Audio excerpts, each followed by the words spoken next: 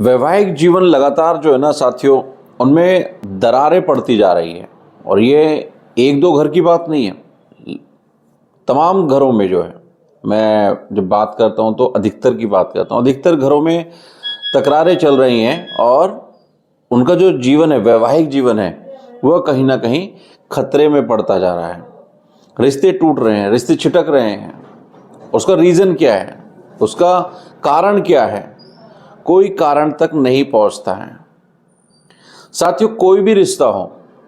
यहाँ अगर हम वैवाहिक जीवन की बात करें, पति पत्नी के जीवन की बात करें, तो पति पत्नी के जीवन के साथ साथ तमाम जितने भी रिश्ते हैं, जब वह टूटते हैं, बिखरते हैं, छिटकते हैं, तो उनमें एक सबसे बड़ा जो कारण होता है वह होता है कि संवाद का ना होना। साथियों, कोई भी रिश्ता हो, मैं तमाम रिश्ते के बारे में बात कर रहा हूं, अगर उनके बीच में संवाद की कमी आ जाएगी तो वह रिश्ता ज़्यादा दिन तक मजबूत नहीं रहने वाला है साथियों।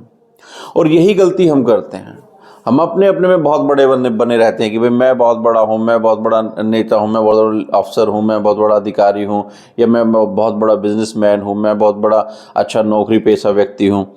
तो पहल मैं क्यों करूँ, पहल ये करे। तो अपना एक ईगो लेकर बैठे रहते हैं, चाहे वो हस्बैंड वाइफ हो। तो दोनों की ईगो जो है ना, जब टकराती है तो इस तरह की चीज़ें आती हैं, उनके बीच में संवाद खत्म होता चला जाता है साथियों। हमें हमेशा घर के अंदर तो कोई ना कोई बड़ा है, ना कोई छोटा है। हमें अगर मान लीजिए कोई छोटा भी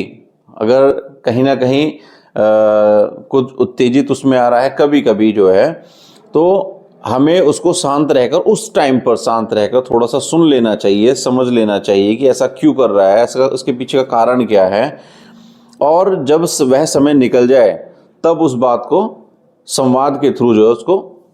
सुलझाने का प्रयास करना चाहिए। साथियों, यहाँ पर मैं एक जो है सर्वे हुआ था, तो एक जोड़ा था, उनके जो है वैवाहिक जीवन के 50 वर्ष पूरे हो चुके थे। तो उसमें पूछा गया उनसे जो है कि भाई आपने इतना शानदार जीवन कैसे व्यतीत करा, आपका जो जीवन है बिना झगड़े के, बिना ये लड़ाई झगड़े के, बिना गाली गलौज के ये पूरा हुआ, तो ये इतना अच्छा पूरा कैसे हुआ। तो उस जोड़े ने बताया साथियों, उस पति पत्नी ने बताया कि हमने जब हमारी शादी हुई थी तो एक समझौता किया था, और उस समझौते को हमने बहुत अच्छे तरह से, बखूबी, बहुत बढ़िया तरीके से निभाया। वो समझौता क्या किया था कि जब भी आप गुस्से में होंगे तो मैं आपको सुन लूँगा, अगर मैं किसी बात को लेकर गुस्सा करूं, क्योंकि हमेशा हर समय व्यक्ति का जो मस्तिष्क का संतुलन होता है, ऐसा नहीं है कि जो व्यक्ति अच्छा है वह हमेशा अच्छा रहेगा। हो सकता है किसी कारण से वह इरिटेट हो रखा हो, कोई उस पर परेशानी आ रही हो, कोई लोड आ रहा हो, तो किस समय वो चिड़चिड़ा हो रहा हो, और कुछ चीज़ें हो जाती हैं। तो तमाम उन दोनों ने जो समझौता किया था कि अगर मैं कभी आपसे आपसे जो है ऊंचे स्वर में बात करूं, गुस्से में बात करूं, लड़ाई झगड़ा करूं, तो आप उसको सहजता से सुन लें और चुप रहें। और अगर कभी आपका कुछ इस तरह का समय आता है कि भाई आपने कुछ किसी चीज़ को लेकर जो है बखेड़ा खड़ा कर दिया, या कोई मान लीजिए कोई बात रख दी, या कोई आपने चीखना चिल्लाना किया, तो उस समय मैं इस बात को सहजता से सुन लूँगा और कोई रिएक्शन नहीं करूँगा। तो इस तरह से उन दोनों के बीच में हुआ क्या कि सबसे पहली बात तो कोई झगड़ा नहीं हुआ, क्योंकि एक व्यक्ति अगर मान लीजिए कुछ बोल रहा है, कुछ जो है जोर जोर से बोल रहा है, चीख रहा है, चिल्ला रहा है, और सामने से यदि प्रतिक्रिया ना हो या नॉर्मल प्रतिक्रिया हो, तो सामने वाला व्यक्ति भी थोड़ा शांत होना शुरू हो जाता है साथियों। तो दोनों ने उस जो अपना समझौता था उसको पूरा किया। इससे हुआ क्या, इससे सबसे बड़ी बात ये हुई कि उनका संवाद जो था, क्योंकि मान लीजिए रात को अगर कोई झगड़ा होता है तो सुबह फिर दोनों में जो है उन्होंने पहल की, उन्होंने संवाद किया, बातचीत की, उस बातचीत से उस जो कारण था, क्या कारण था, उसको सुना समझा और उसका निराकरण कर दिया। लेकिन यदि मान लीजिए किसी समय आप कुछ गलत कर रहे हैं और सामने से उसका रिएक्शन भी वहां से भी गलत हो रहा है, तो उस गलत में अच्छे होने की संभावना बिल्कुल खत्म हो जाती है, और गलत के ऊपर और गलत होना, मान लीजिए इधर से आप चिल्ला रहे हो, उधर से उन्होंने चिल्लाना शुरू कर दिया, उधर से आप गुस्सा कर रहे हो, उधर से उन्होंने गुस्सा, और वो गुस्से या चीखना चिल्लाना तोड़ फोड़ में तब्दील हो जाए और उससे रिश्तों में दरारें पड़ जाए, तो उससे बेहतर है कि आप उस टाइम पर थोड़ा सा चुप रह के समझें कि भाई ये व्यक्ति अगर इस तरह से कर रहा है तो उसके पीछे का कारण क्या है, और बाद में जब वह समय निकल जाए तो उस कारण पर बातचीत करके, संवाद करके और उसको निराकरण कीजिए। तो इससे क्या होगा, आपका रिलेशन जो है वो मजबूत होगा, रिलेशन टूटने से बचेगा, रिलेशन खत्म होने से बचेगा, छिटकने से बचेगा और आपका जीवन बेहतर होगा। हमेशा संवाद का रहना साथियों, मैं यहाँ पर बोलूँगा